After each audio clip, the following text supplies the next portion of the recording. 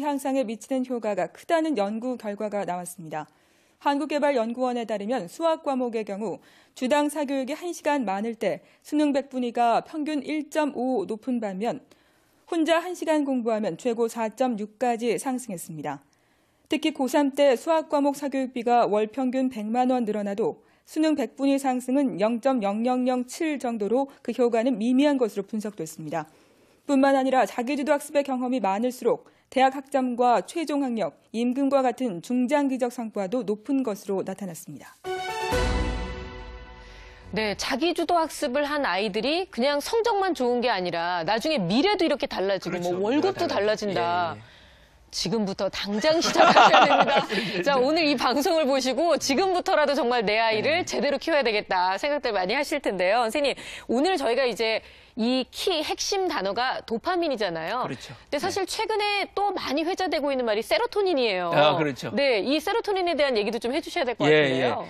그 정신과 의사 선생님이 사실은 그 책 공부에 대한 책을 썼는데 거기에 이제 세로토닌이라는 게 나와서 아주 히트를 쳤죠. 네. 그래서 공부 호르몬, 행복 호르몬이라는 이제 게 있는데 사실은 세로토닌은 브레이크 같은 역할을 합니다. 도파민은 일종의 악셀러레이터처럼 이제 속도를 빠르고 네. 아주 열정적이고 그렇죠. 뭐 이런 건데 세로토닌은 감정을 안정시키는 거죠. 뇌 기반 교육에 중요한 것이 뭐냐면 감정이 안정돼야지 이성의 뇌가 발휘를 한다라고 네. 하는 거죠. 그런 의미에서 이것은 공부 호르몬으로서 아주 중요한 의미가 있습니다. 더구나 이 그 도파민이라든지 혹은 엔돌핀이라든지 이런 것들은 중독이 될 수가 있죠. 그래서 뭐 게임이나 이런 것들이 중독이 되면 그렇죠. 그것을 해소해주는 브레이크 같은 역할을 세로토닌이 합니다. 그래서 이제 세로토닌 같은 경우에는 이제 음식 같은 것도 상당히 도움이 되거든요. 그래서 음식 조절이라든지 뭐 혹은 여러 가지 활동들 이런 것들을 통해서 세로토닌을 조절을 하는 것이 아이들이 만족하고 또 안정되고 또 행복한 이렇게 그 정서가 행복한 그런 요인도 되기 때문에 도파민 학습뿐만 아니라 세로토닌 관리하는 것도 아이 공부에는 상당히 중요합니다. 네. 지금 말씀하신 것 중에 음식이랑 뭐 행동, 네. 그 세로토닌 관리하는 거 네. 말씀해 주셨는데 실제로 어떤 음식을 먹어야 되는 겁니까? 그럼 어떤 행동을 하고? 예, 네. 그 세로토닌의 특징은 햇빛을 많이 받아야지 이제 네. 그래서 아이들이 이제 밖에서 좀 놀아야 됩니다. 햇빛을 받으면 세로토닌이라는 성분이 좀 높아지는 거거든요. 그 예를 들면 그 북구의 사람들은 우울증이 많습니다. 네. 그 이유가 네. 뭐냐면 햇빛을 많이 받지 않아서. 그래서 사실은 햇빛 나오면은 뭐 공원에서 완전히 그 저기 햇빛 받느라고 난리지 그래요. 않습니까? 네. 그게 사실은 그렇거든요. 첫째는 그거고요.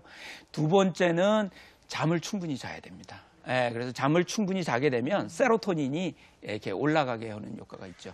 요즘 애들은 두 가지 다 못하고 있는 것 같은데요. 정말이에요. 근데 그게 책만 사실은 앉아있고 책도 막 아니, 어떻게 문제죠. 잠자고 나가서 놀고 이거 하면은 숨이 나는 줄 알잖아요, 저희는요. 음식으로도 또 가능해요. 그래서 이제 아유. 콩 같은 음식을 하면 네. 이 세로토닌은 이제 원래 그 트립토판이라는 성분이 네. 나와야 되지 않습니까? 네. 그러니까 콩에 이제 그런 성분이 있어가지고 네, 그렇죠. 흡수를 하면 세로토닌이 생성이 됩니다. 그래서 콩 위주의 음식 같은 게 상당히 좋고요. 네. 또 이 세로토닌은 철분이 보조 효소로 작용을 합니다. 근데 사실 요새 아이들 철분 부족한 경우가 많거든요. 그래요. 정크푸드가 많고요. 또 사춘기 아이들 같은 경우에는 어떻습니까?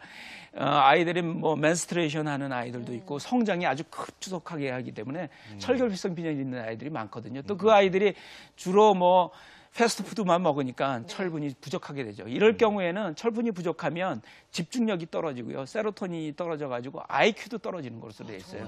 그래서 철결핍성 빈혈을 갖다가 치료를 한다 하더라도 효과가 나타나려면 IQ가 회복이 되려면 6개월이 걸리는 걸로 되어 있어요. 그러니까 일단은 철결핍성 빈혈은 만들지 않는 것이 최고입니다. 따라서 철분이 많이 든 음식, 예를 들어서 뭐 간이라든지 뭐 소고기라든지 굴이라든지 뭐 이런 시금치라든지 이런 음식을 잘 먹어야 되겠죠. 아, 진짜 말씀만 들어도 부모님들이 생각을 바꾸셔야 돼요. 잘 자고, 잘 놀고, 잘 먹고. 이게 제일 기본적인 요건인 것 같네요. 그 대신 하루 종일 햇빛에서 이제 놀거나 하루 종일 자면은 안 됩니다. 그거 왜 그러냐면 도파민은 끊임없이 올라간다 그러잖아요. 세로토닌은 네. 항상성을 유지해요. 어느 정도 높아지면 더 이상 안 올라가. 더 이상 안 올라가니까 적당히 자고 적당히 놀아야 돼요. 선생님께서 지금 중간에 아주 선을 잘 타고 가고 계시거든요. 네.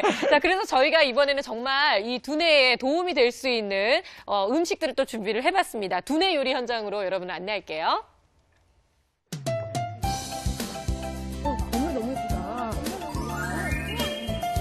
화창한 오후, 부모의 문을 두드린 4명의 유쾌한 엄마들이 방배동에 위치한 쿠킹 스튜디오를 찾았습니다.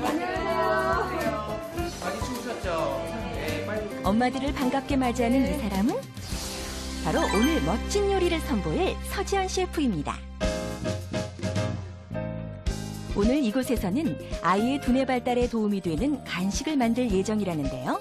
셰프님, 과연 어떤 요리를 가르쳐 주실 건가요? 오늘은 성장기 아이들의 두뇌 발달에 좋은 두부와 블루베리를 이용한 팬케이크를 한번 만들어 볼게요.